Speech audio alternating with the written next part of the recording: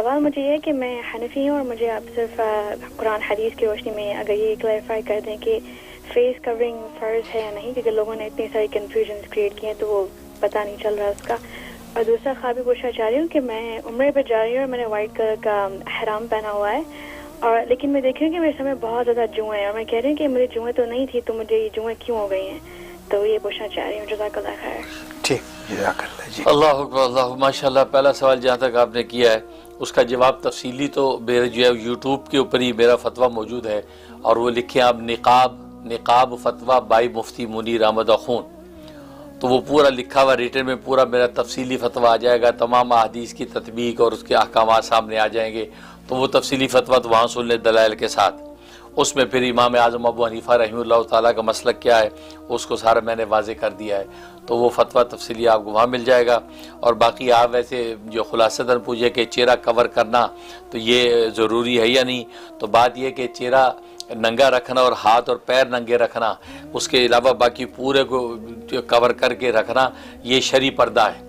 ये शरीयत के मुताबिक पर्दा है। क्योंकि इमाम आज़म अबू हनीफा रहमतुल्लाह अलैह ने अब्दुल्लाह इब्न अब्बास रज़ी अल्लाह तआला की तफसीर के मुताबिक कुरान करीम की जो आयत मा ज़हरा मीना का जो लफ्ज़ था उससे ये मुराद लिया है कि वो चीज़ें जो खुली रह जाती, मतलब चेहरा है और ये गट्टों तक हाथ है और जो है टखनों तक पाँव औरत के,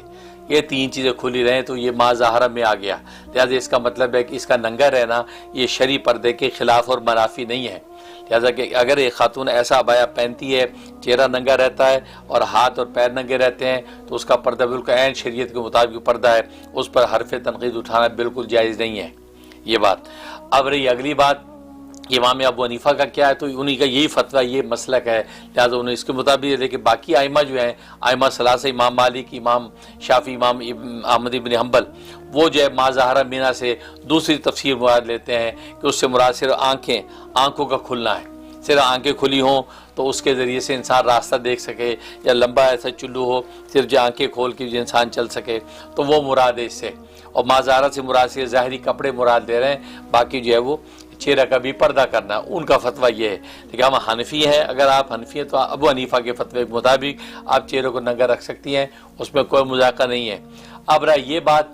कि आज का ज़माना फितने का ज़माना है, फितने का ज़माना होने की वजह से अब चेहरे का नंगा रखना ये फितने का बायस बनता है, क्योंकि चेहरे को देख के लोग मुतवज्जे होते हैं, फिर उसके मुताबिक आगे जो है कुछ साजिया प्लानिंग करते हैं, गुनाह की तरफ जो है वो उस औरत को बायल करने की कोशिश करते हैं, क्योंकि चेहरे ही से उसके हुस्न जमाल का अंदाज़ा किया जाता है। तो इस वजह से फ़ुक़हा हनफिया ही ने ये कहा कि भाई अगर कोई औरत चेहरे को ढाँप ले, यानी से आंखें खुली रखे और निकाब कर ले, यानी हिजाब तो है ही है लेकिन निकाब भी करे, तो दी बेस्ट है,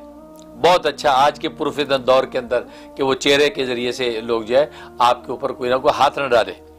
इसलिए वो कहते हैं कि इसलिए ये वाजिब लिगैरी बन जाता है। वाजिब चेहरे का ढांपना वाजिब नफसी तो नहीं है, कुरान की नस के मुताबिक इजाज़त है, लेकिन वाजिब लिगैरी के गैर की वजह से, मतलब गैर क्या है, वो फितना, उस फितने की वजह से कह दिया कि आप चेहरा अगर निकाब करें तो दी बेस्ट है, तो आप पे कोई हाथ नहीं डालेगा, क्योंकि चेहरे के से हुस्न जमाल का अंदाज़ा लगाएगा, वो चेहरा देख नहीं पा रहा, लिहाजा उसको शैतान नफ्स मुतवज्जे नहीं करेगा आपकी तरफ। इसलिए कहा कि ये वाजिब लिगैरी हो गया, लिहाजा आपको चेहरा ढांप लेना चाहिए, तो बहुत अच्छा है।